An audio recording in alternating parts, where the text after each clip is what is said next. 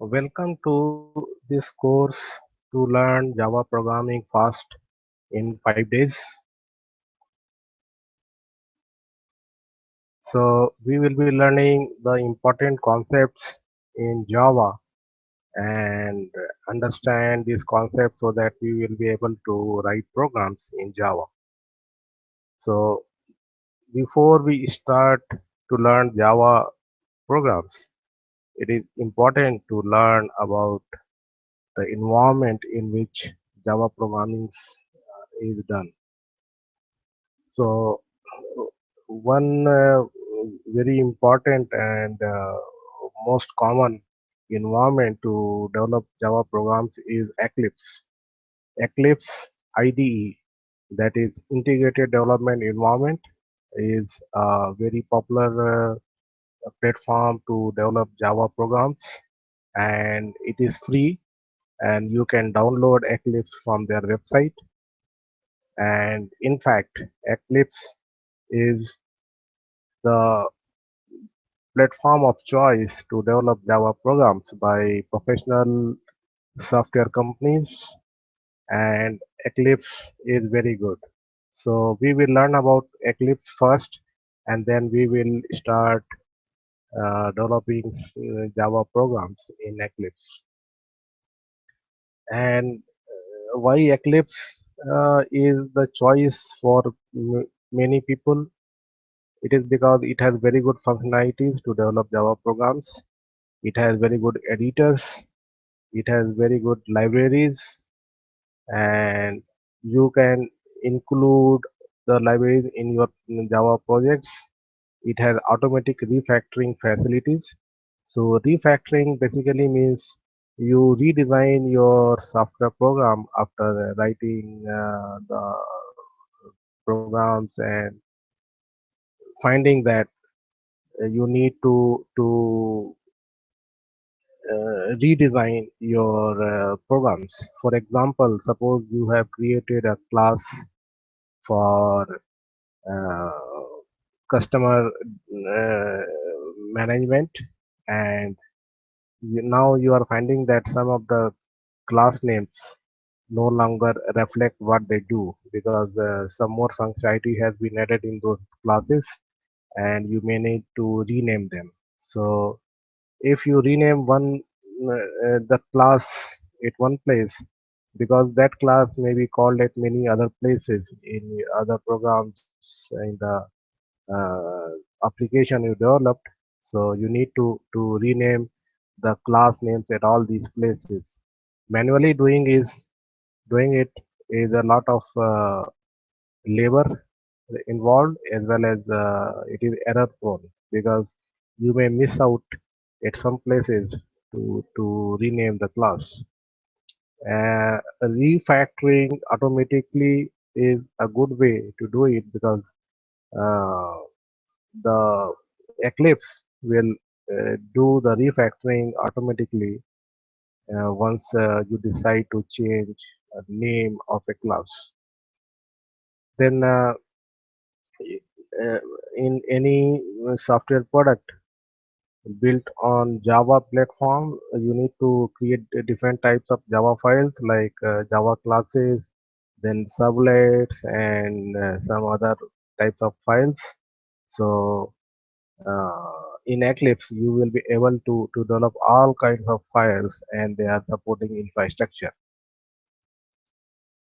Then you can test and debug your programs inside the Eclipse IDE, and it has IntelliSense.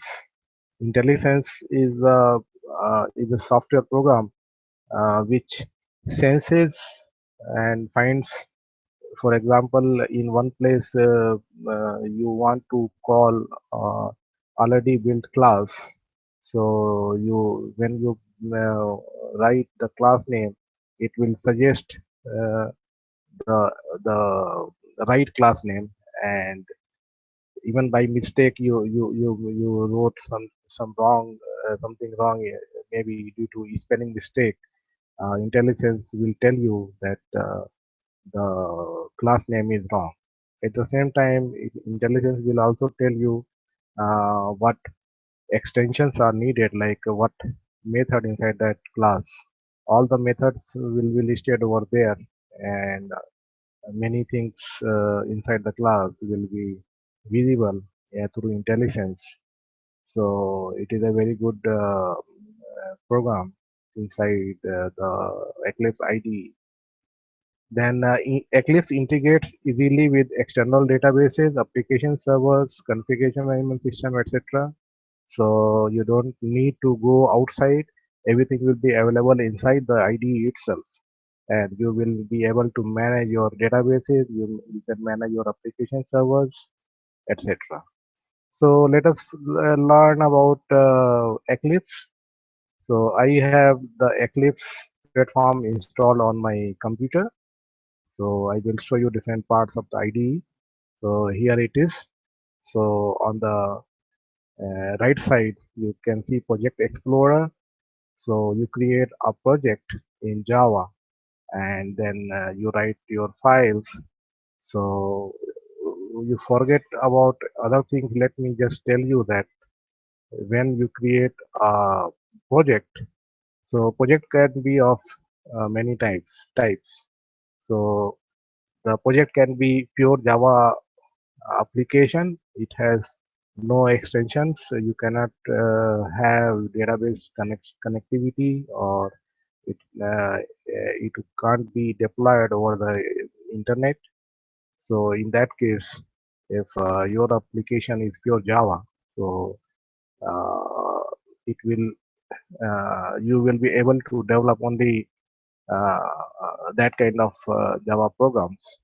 But if you need to have Java programs more than just pure Java, for example, enterprise Java, Java EE, in that case, you in the Eclipse, the right kind of version of the Eclipse is needed.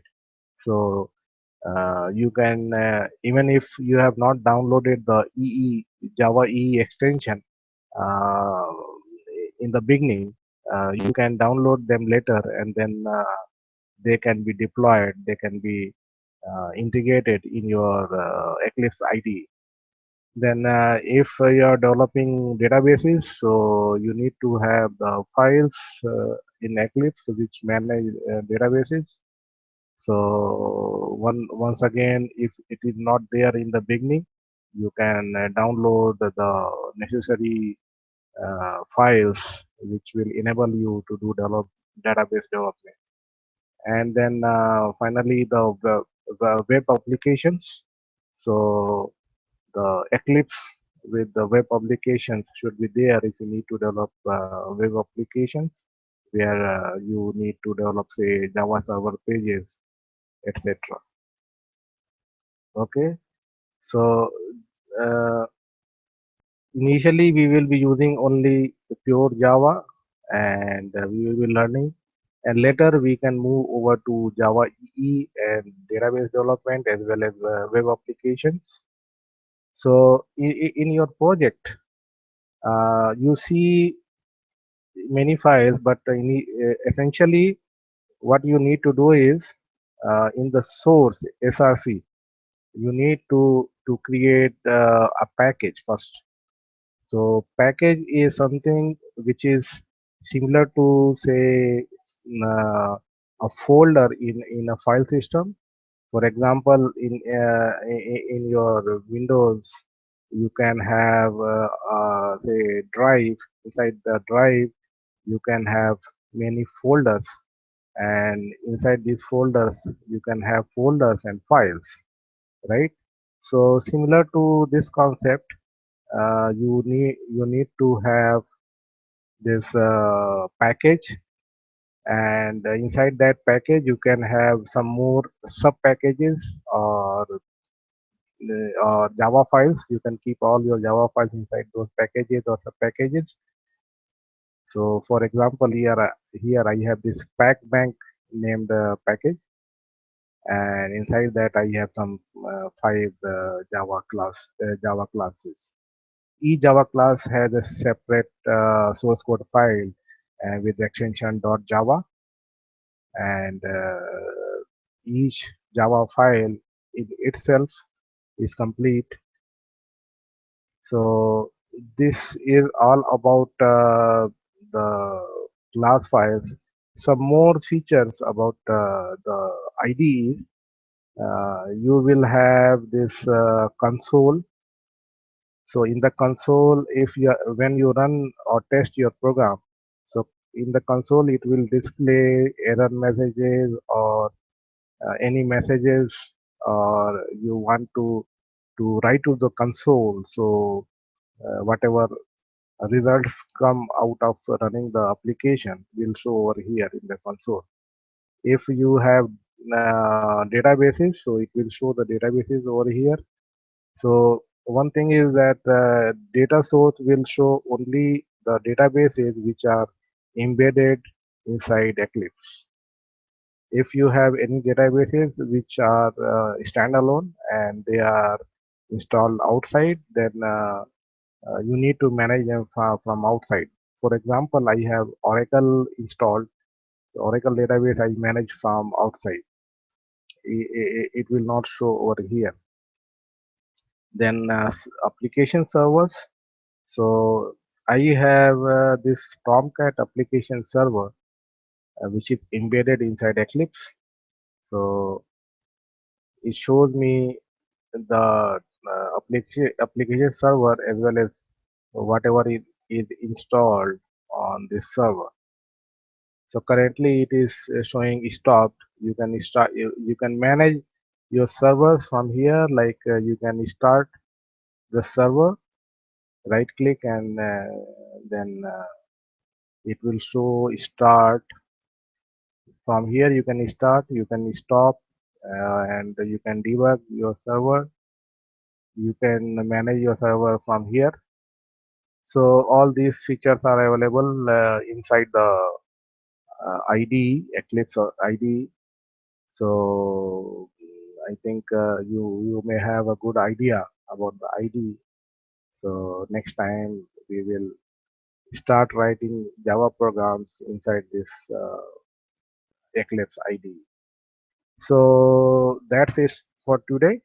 Thanks for your time and bye for now.